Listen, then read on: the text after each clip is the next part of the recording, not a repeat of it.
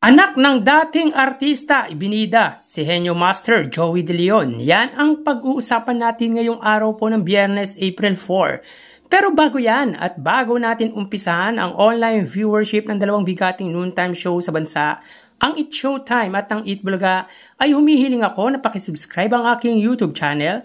Paki-like and share na din para mas marami pa pong makapanood ng video or ng content natin. Maraming salamat po sa inyo mga kaparokya.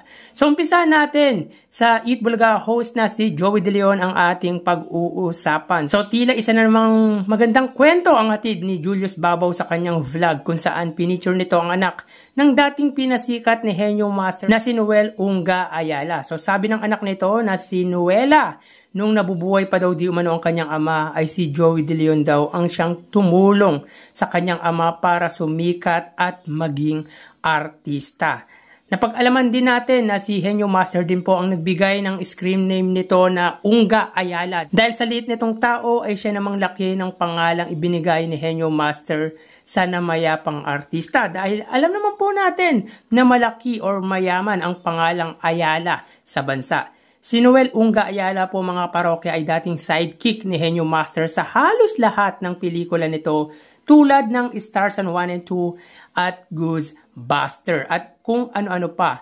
Si Noel Unga Ayala ay kasama din ni Rene Requestas sa ilang mga pelikula nito kasama si Henyo Master. Iba talaga magpasikat si Henyo Master mga parokya.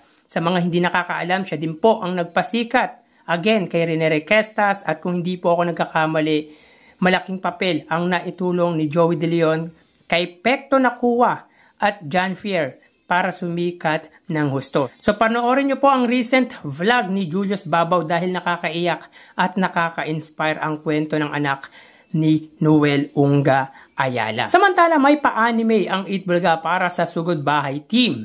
So makikita ang tila animated nila Jose, Wally at Paulo or Jowa Pau. Talagang sunod sa uso at sa trend ang It Bulaga kaya di sila kinasasawaan ng kanilang manunood. Dahil kung ano ang uso at bago ay siya ring ginagawa nila. Ang cute ng animated concept na ito ng It Bulaga para sa Sugod Bahay at partikular nga po sa Jowa Pau. So tara ating alamin ang online viewership ng dalawang bigating noontime shows. Para sa It Bulaga under TVJ Facebook page na may 3 million followers at sa It Showtime naman po na may 18 million followers. So sa oras na 1:38 PM ang It Showtime po ay magkasalukuyang segment na Tawag ng Tanghalan, samantalang ang It Bulaga naman po ay Gimme 5.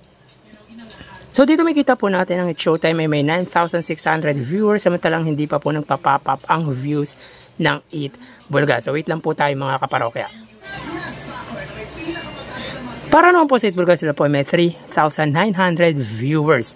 So again, as of 1:38 PM, ang It Showtime ay may 9,500 viewers samantalang ang It Bulaga naman po ay may 3,900 live viewers. So mapunta naman po tayo sa TV Network YouTube channel ng dalawang noontime show. So unahin natin ang Showtime under po yan sa GMA Network YouTube channel na may kasalukuyang subscribers na 38.2 million at ang It Bulaga naman po under TV5 YouTube channel na may 1.38 or 2.35 million subscribers. So sa oras na 1:39 PM ang It Showtime sila po ay may 22,000 viewers at ang It Bulaga naman po ay may 12,000 viewers. So again, as of 1:39 PM ang It Showtime po ay may 22,000 viewers at ang It Bulaga naman po ay may 12,000 live viewers. So bali, punta tayo sa main YouTube channel ng dalawang noontime show. So unahin po natin ang It Showtime under po yan sa ABS-CBN It Showtime na may kasalukuyang subscribers na 2.56 million at sa It Bulaga naman po under It Bulaga TVJ YouTube channel na may 138 or 1.38 million subscribers. Para sa It Showtime sila po ay may 104,000 viewers at ang It Bulaga naman po ay may 115,000 live viewers.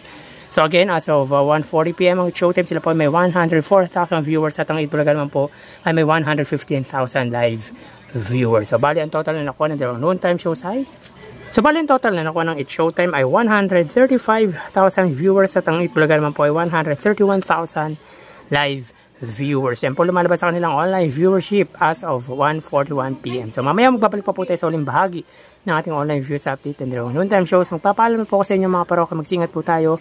Thank you and God bless.